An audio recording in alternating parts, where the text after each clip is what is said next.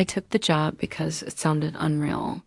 4,000 a week to monitor security cameras on a private island. No people. No interaction. Just me, food for months, a bed, and rows of monitors. I'd done freelance work for the contractor before. Military adjacent, discreet. It wasn't unusual for them to be vague. But this time they were silent. They flew me in on a cold morning. Gray sky, gray ocean. The island was wind-scoured and dead-looking, a concrete compound ringed by rusted fences. The man who handed me the clipboard didn't say a word. He wore a black coat, handed over a list of passwords and keycards, then walked back onto the chopper. It left without lifting dust. The facility had 2 levels, according to the map. Ground and sublevel 1. The halls were bare. The lights never flickered. The monitors were housed in a sealed control room.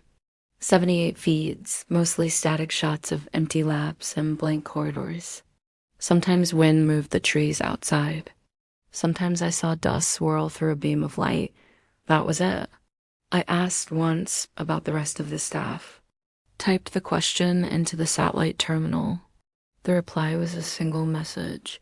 You are not authorized for that data. I stopped asking. After 3 days, I talked to myself. By day 6, I was sleeping in the chair, eating whatever I could tear open. Days blurred. I didn't check the calendar anymore. Then camera 16 went dark. It was one of the feeds labeled sublevel 2, but there was no sublevel 2 on the schematics.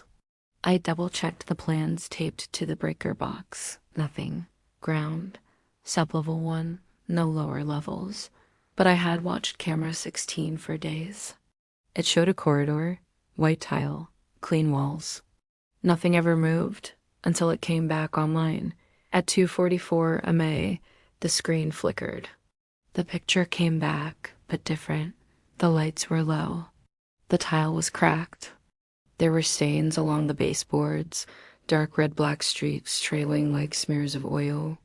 And at the end of the hallway, a shape, a person. Not walking, not turning, just standing. Facing the camera, I tried to zoom, but the feed blurred into static. The figure didn't react. It stood motionless, arms at its sides. Like it had always been there. I picked up the emergency line. Dialed the contact. No answer. The line rang 5 times. Then every camera cut to snow. The console rebooted. Lights blinked red, then green. I watched as feeds reappeared one by one. But camera 16, it wasn't on the grid anymore. It had vanished, like it never existed. I got up, left the control room, walked to the breaker. Still no sublevel 2, no camera labeled 16. I opened the doors to storage. Checked every crate.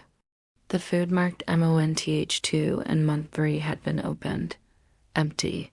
I ran to the helipad. The radio gave nothing. The satellite phone flashed nitrogen monoxide link. I stood outside, beneath the gray sky, trying not to panic. I was alone. That night, I heard something in the walls. A hum, faint and mechanical. Like a melody played through broken wires. It wasn't coming from any speaker I could find. It was coming from beneath the floor. And when I closed my eyes, I saw that hallway again, not in memory, in a dream. Same cracks, same stains, same still figure. Only this time I was walking toward it. Every night since, the dream repeats. I move down the corridor. I get closer. The figure never shifts, never speaks. But I know it's waiting. I tried to write a message, tried to send it through the same secure line they used to contact me.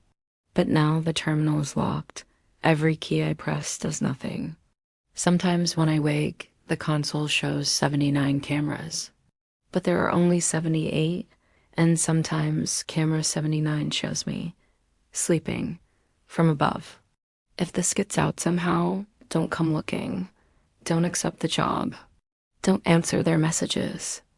The feeds were never meant to be monitored. They were meant to be watched from the other side. And now they are. When we first moved into the house, I didn't notice the calendar right away.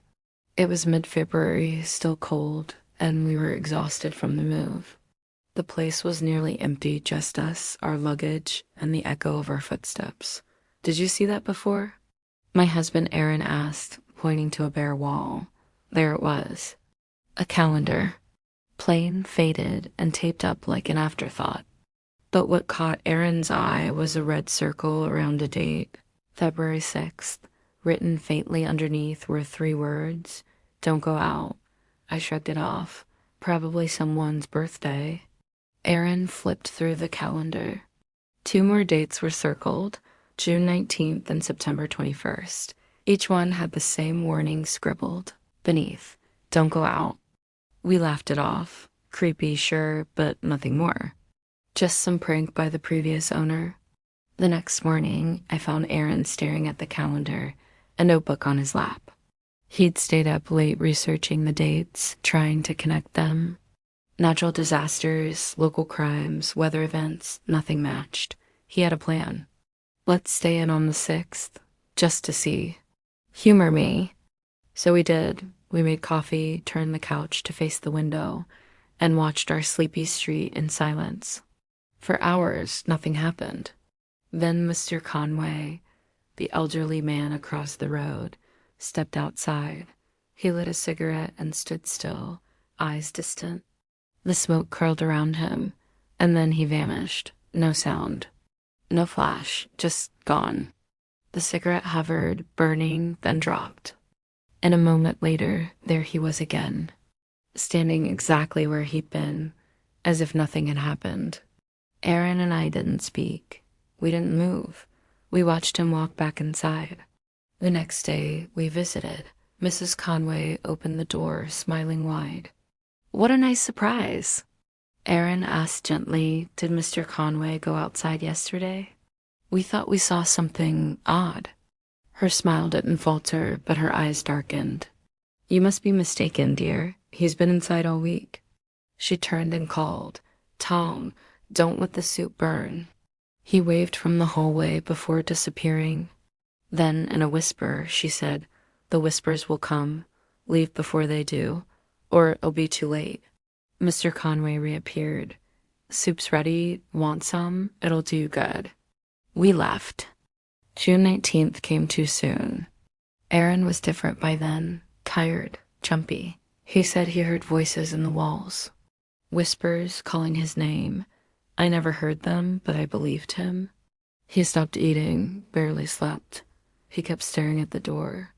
They want me to come out, he said. They said there's something beautiful out there. I tried to hold him back, but he was stronger. I watched him open the door and step outside. He vanished. And then he returned, not from the street, from inside the house. He stood beside me, smiling, that same familiar smile.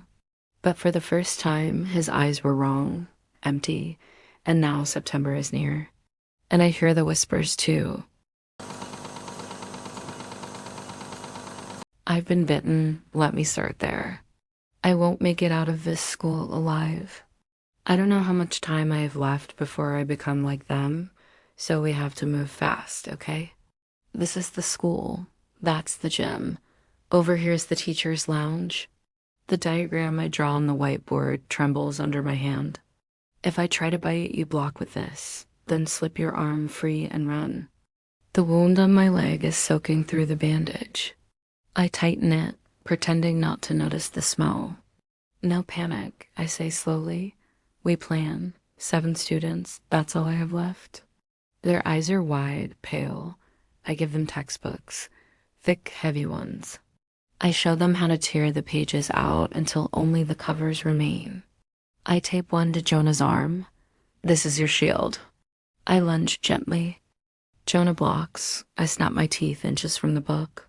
They get the idea. Like a lizard losing its tail, Marcy says. Annie's wrapping her phone in bubble wrap. Malik is making a sling for Ellie's broken wrist. Make one for each of you. Don't make it too fun. I know you've been dying to destroy school property. Exactly, I reply. They laugh. A little, not much. But enough. Then a tug at my shirt. The twins, Eli and Grace. I return to the whiteboard and keep drawing escape routes. During the summer remodel, they bricked it up. That fire exit, Grace says, pointing. It's not there anymore. It's a bathroom now, Eli adds, opening his sketchbook. The floor plan is scrawled in pencil, but it's accurate. Better than mine. Fix it, I say, handing over the marker. They nod and update the map. He's the strongest. I point to the phone, then down the hall. Art wing lockers. Use the slope. Underhand. The others work. Jonah's finished his and helps Grace. Then we hear it. The dragging. A low scrape against the floor outside the classroom. Daisy, comes the voice, rasping, high-pitched. Daisy. He slides the phone fast and smooth. I slam it shut. They freeze. The blinds are drawn. I motion for silence. Thump. Pause. Daisy? I've confiscated it enough to know he always keeps it on him. I sign to Malik. He pulls his phone from his pocket. Take it out, I whisper. I'm not punishing you. 2. Thump. Daisy. I write my number on the board. When I say, call me, I wave Isaiah forward. He nods. We wait. 3, 2, 1. Grace checks the blinds. No shadows. I open the door. Annie's got all the confiscated phones in her backpack. Malik's holding his shield tight. Jonah adjusts Ellie's sling. Eli and Grace whisper route instructions. Now, Malik. The ringtone blares from down the hall. The thing outside turns. Dot, dot, Daisy. I see a sweater left behind. The dragging moves away. We wait 1 minute. Daisy. Silence. I slump into my chair. The heat in my leg is rising. I can feel it pulsing. What do we do when we get outside? Jonah asks. Stick together, I say. Protect each other. Keep learning. Whatever waits out there, you're ready. My house is far, Ellie whispers. But we have food, and my mom's old camper. We can go somewhere. Good, I nod. That's a start. They memorize the new map. Isaiah repeats it aloud. 5 minutes. I watch them one by one, and Daisy stands by the door. She looks back at me. We don't panic, she says. We plan. I smile. It hurts. They file into the hallway. The door closes. I sit. My blood pools on the tiles. I look at the empty desks. They'll need it. I stand. I grab it. I open the door. I wonder if they'd hear me if I called Daisy.